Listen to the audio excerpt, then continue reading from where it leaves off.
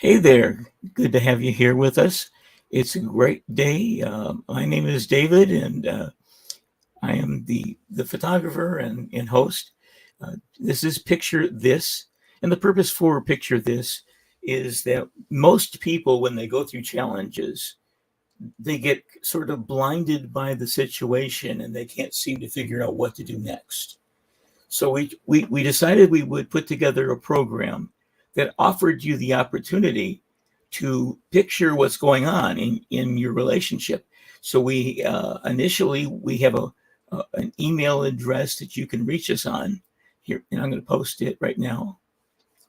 Picture this at gmail.com. And if you have questions, you need advice, you're going through tough things and you need to know what to do, send us an email and we will read and respond to every email we get. If there's a way we can handle it and help you, we'll be glad to. And so that's where we're at. That's what we do. From time to time, we're going to have guest appearances. We'll interview people of interest that I think would be interesting, and others have. And so it's just a blended way of showing that we care, that we listen, and that you're important to us.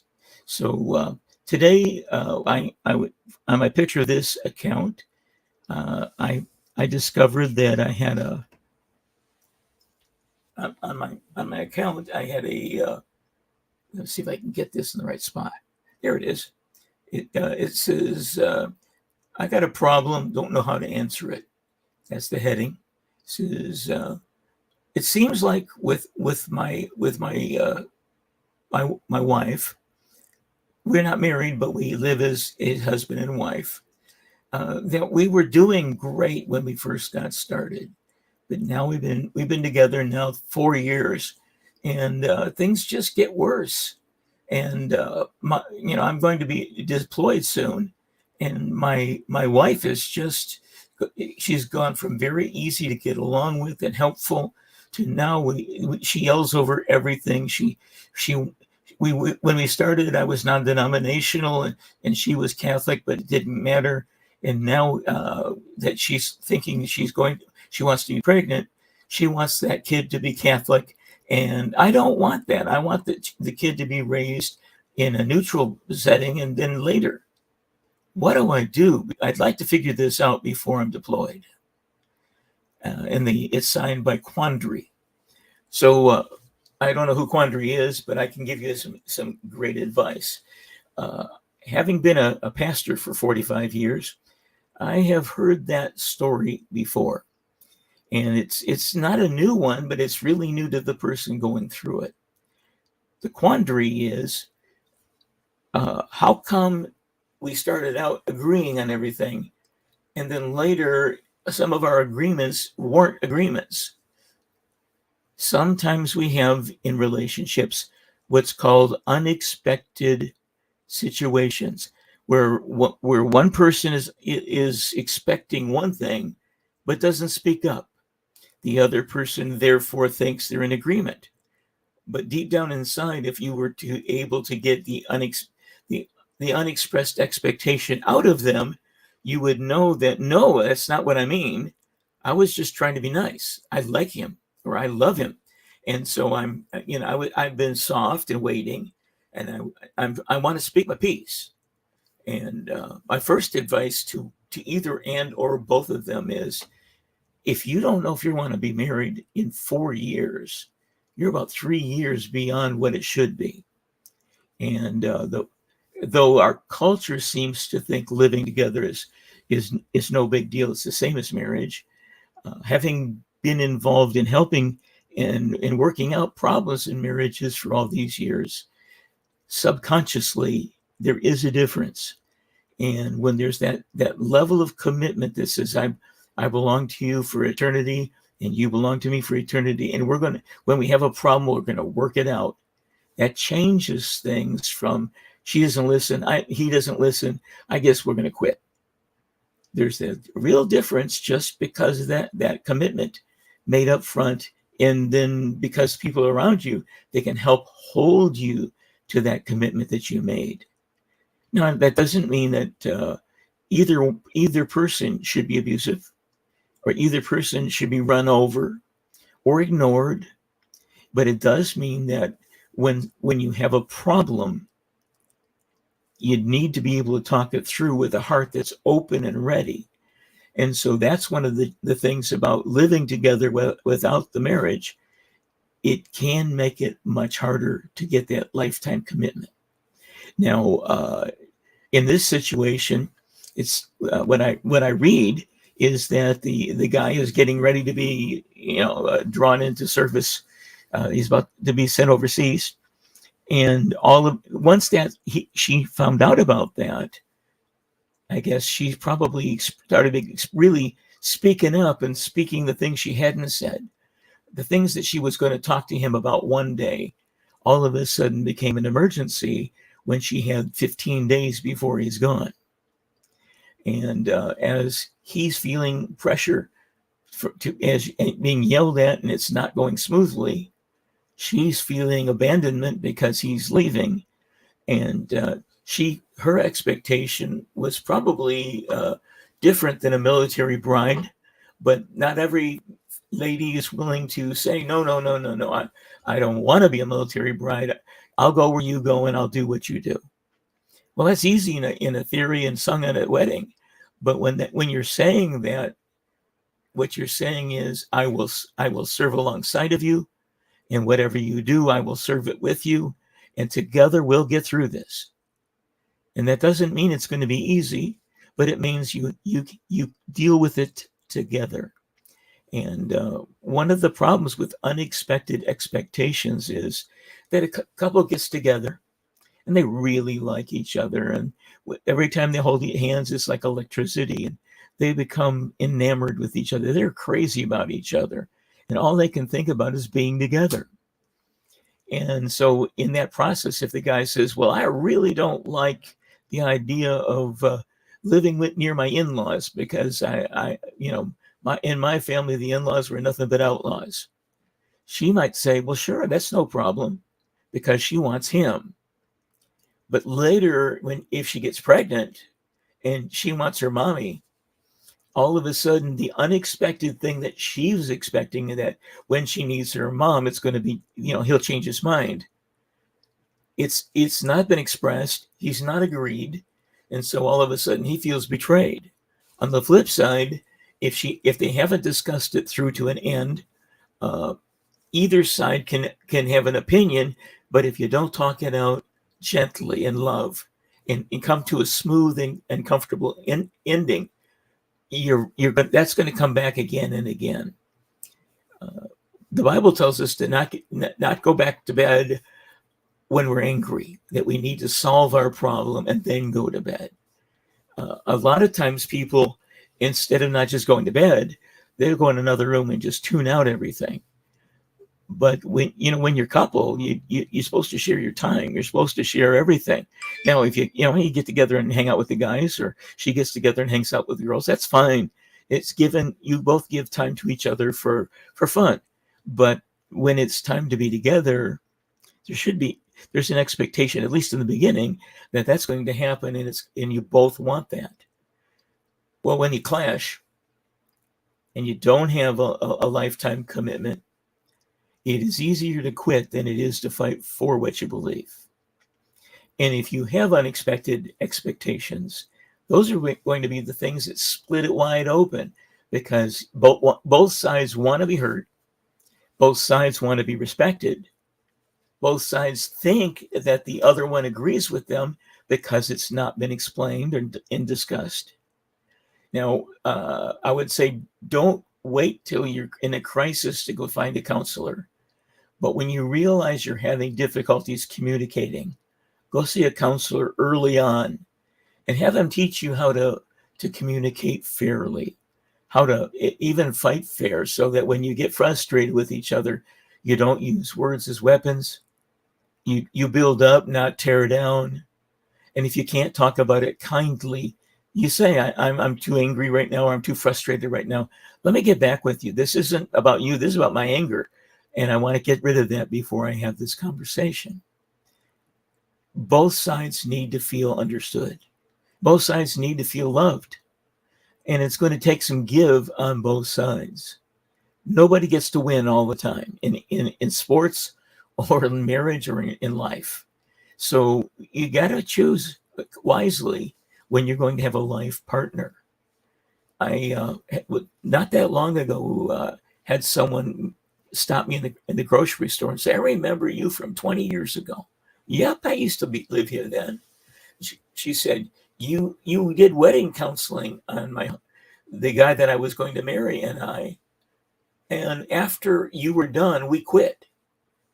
And I said, "And was that a good choice?" And she said, "Yeah." And I said, "What happened next?" She said, "I went to church and I prayed and I stayed out of God's way. And a nice, kind man came into the church. And we got along well. We were respectful of each other so that we didn't instantly go to bed.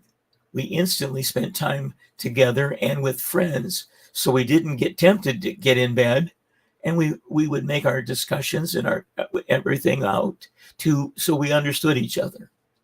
And we had a deal where once a week we would pick a hot topic. And she said we put ours in a fishbowl and we would just reach in and pull out a topic that one of us had put in and we'd discuss it. And she said that was the thing that changed everything. I found out what I wanted in a man and what I didn't want in a man. And the reason why the first one wouldn't have worked is the man was by nature, as he modeled his father, he was a bully. He demanded, he ordered, he pushed around. And I could never have that. And I didn't really realize that till I started dating the new guy. And he opened my door for me. He asked me what I would like to dinner. He asked me where I'd like to go. It was a give and take. And one night we were someplace and we were starting to cuddle. And she said, "We made a promise." And he said, "You're right. We promised to not do that until we're married. So when are we getting married?" She said, "You really would marry me?" And he said, "If you put up with me, I'll put up with you. I will gladly have you in my life, being human and all. If you can love me the way I am, human problems and all." So they decided they'd go find a counselor. I had moved on, so they found a new counselor. The counselor gave them questions to answer and how to play good. And they married, and they're still married. And, they've got 4 kids. He's got a great job now. She doesn't have to work. And she works when she wants to, doing something, like Avon, but it's more because she wants to be busy with that for a little while at a time without kids, since she has 4 of them. But they're supportive of each other. They're helpful to each other. And I said, "So what do you give as advice to people who talk to you about it?" And her first answer is, "Find out what you really want and write it down. And then as you're talking to people that you're interested in, if that person by the second date would not be someone you could live with, then don't start a third date. When you find someone you think you could live with, start the procedure of talking hot topics, talking to each other, asking good questions, honoring each other. And that changes everything." So she not only learned and applied, but now she's sharing it with her friends. And that's what I would encourage you to do. If you're having a problem in your relationship, don't let it run you down. Seek help. And if you can, work on talking to each other. Even bring up topics that you've never brought up. Like, I never brought it up, but, I really am not interested in having kids. Well, that's a big deal. So it would be really good if that happened before your commitment to marriage, instead of saying, "That's okay, I'll wear him down and I'll train him right." That's not a train him right issue. It's got to be something you both want. And if it's not, then instead of it being a celebration, it's going to be a bone of contention. So you talk it over before the commitment. And if he says, when I come home from work, I'm working really hard, I would appreciate a meal, and well, it doesn't have to be fancy, but I'm going to be really hungry when I get home, and I would love it if you would make sure I can have something to eat. And she said, I wish my dad had been nice like that. He demanded it, and if he didn't get what he wanted, he threw the plate full of food across the wall and yelled and screamed until somebody got him something he wanted. And then we got to clean up the mess. Well, that's a bully, and she doesn't need to be married to a bully, and no one else does for that matter. But when you don't communicate what you expect out of people, you can't expect them to know. So it takes both of you talking about what you need, what you want, what you desire, and what you don't need or want and desire, and the reasons why. My wife and I married almost 50 years ago. And when we got married, uh, my mom was kind of a loud and enjoyed yelling. And her father was the same kind of person. And it really left an impact on us. So when we got married, we made a promise to each other that our house would be a home of peace, not a home of war. So through the years, life's not always been easy, but we would stop and say, this is a home of peace. And I'm feeling this way. And we'd stop, sit down, and talk it through. And we would come up with an agreement how we were going to respond. And it's worked. 49 years later, we're still together and loving each other, enjoying each other's time, and looking forward to tomorrow. So I encourage you to consider that unexpected expectations are things no one else knows but you. And you can't expect someone to honor what they don't know.